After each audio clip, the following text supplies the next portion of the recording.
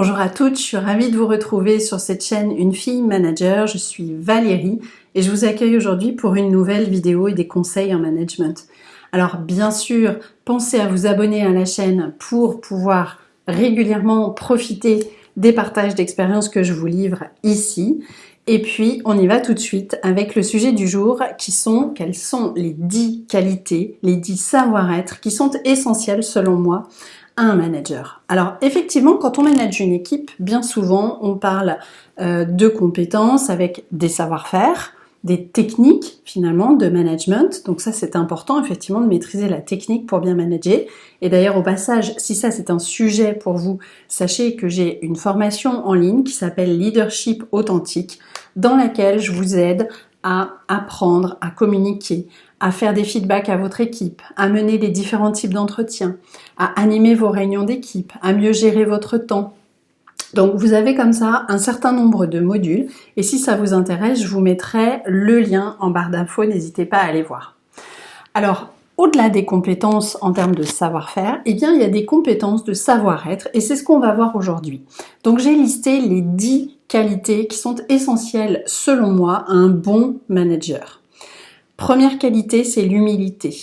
Bien souvent, il m'arrive de voir des managers qui, sous prétexte qu'ils ont un titre, un statut et donc une autorité, pensent que les réussites de l'équipe, ce sont les leurs, et puis qui vont peut-être un petit peu plus manquer parfois de modestie. Ils vont peut-être parfois se mettre un peu trop en avant et selon moi, ça n'est pas forcément très productif et surtout très constructif pour la réussite de l'équipe. Je pense vraiment qu'un manager, il doit être capable de se remettre en question, de se poser la question sincèrement de qu'est-ce que je peux améliorer dans ma façon d'emmener mon équipe, dans ma façon de les manager pour les rendre plus performants, pour les rendre peut-être plus autonomes et puis aussi dans ma propre façon de manager. Donc ça va être intéressant par exemple au moment des entretiens individuels de fin d'année de poser la question à ses collaborateurs, tiens, qu'est-ce que tu penses que je devrais améliorer dans ma façon de t'accompagner? Et là, il faut être vraiment capable de faire preuve d'une réelle humilité pour se sentir prêt à entendre des choses et à se remettre en question. Donc ça, c'est selon moi la première qualité indispensable. La seconde, c'est de savoir bien gérer vos émotions, mais aussi celles des autres, c'est-à-dire celles de votre équipe. On le sait, quand on est manager, il peut se passer plein de choses et qui vont provoquer, bien sûr, tout un tas d'émotions. Donc, c'est important d'être en capacité de les canaliser pour que ces émotions ne viennent pas empiéter sur votre comportement ou votre façon d'agir. Donc ça, c'est important. Et puis aussi de savoir gérer et réguler peut-être les émotions des membres de votre équipe. Troisième qualité qui me semble vraiment indispensable, c'est d'être confiant, d'être affirmé. Je vois très souvent des femmes qui débutent dans le management ou même qui sont installées dans leur poste depuis quelque temps et qui me disent « mais je me sens pas toujours très légitime en fait sur ce poste, j'arrive pas à dire les choses de manière affirmée, je suis pas toujours confiante, je suis pas toujours sûre des décisions que je prends, etc. etc. » Donc ça c'est vraiment une qualité qui est nécessaire, qui va vous aider en fait non seulement à vous sentir beaucoup plus sereine dans votre quotidien, mais aussi à embarquer votre équipe plus facilement, à la fédérer, parce qu'ils sentiront que vous êtes confiante, affirmée et avec des décisions que vous prenez plus facilement. Donc ça, c'est vraiment important. Quatrième qualité, c'est d'être à l'écoute. Donc être à l'écoute, c'est hyper important parce que vous serez et vous êtes tout le temps en interaction avec vos collaborateurs. Donc, vous recevez un certain nombre d'informations. Vous avez aussi de nombreuses occasions de réaliser des entretiens, que ce soit collectivement avec votre équipe, des points, des réunions, ou que ce soit individuellement, dans le suivi de vos collaborateurs. Et dans ces moments-là, il faut que vous soyez en capacité d'écouter activement, de poser des questions, de vous assurer de bien comprendre la vie de vos collaborateurs pour pouvoir les guider et piloter votre équipe dans la bonne direction et dans les meilleures conditions possibles. Ça veut dire aussi, et c'est la qualité suivante, de pouvoir faire preuve d'empathie, c'est-à-dire de comprendre ce que votre collaborateur ressent, ce qu'il pense, et de se mettre un peu à sa place pour comprendre son point de vue. Ça va vous aider parfois, d'une part, à réguler votre vision des choses et surtout à ne pas rester dans vos propres perceptions, vos propres interprétations. Donc c'est très important de savoir peut-être ce qui pose problème, ce qui bloque certaines personnes. Et pour ça, vous allez effectivement devoir faire preuve d'empathie de manière très régulière. Autre point important, c'est d'avoir l'esprit d'équipe, d'être dans cette idée du collectif. On ne peut pas conduire une équipe si on est centré sur soi et si on ne pense qu'à soi. Donc, se dire que oui, on est là pour guider l'équipe, pour prendre des décisions, pour trancher à certains moments, ça fait partie de votre job et de votre autorité de manager, mais par contre, la réussite et l'atteinte d'un objectif, elle est vraiment liée à toute une équipe.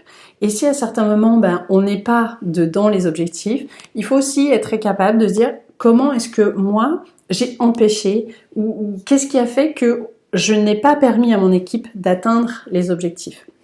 Alors je dis pas que tout est de la faute du manager, je dis juste que une équipe va pouvoir réussir collectivement s'il y a un des membres, et notamment si c'est le manager, qui ne joue pas le jeu, ça pourra pas fonctionner. Ça veut dire aussi que quand l'équipe réussit, atteint les objectifs, a de belles performances, il faut pas que le manager s'attribue cette réussite. C'est le travail de toute l'équipe, de chacun des membres de votre équipe.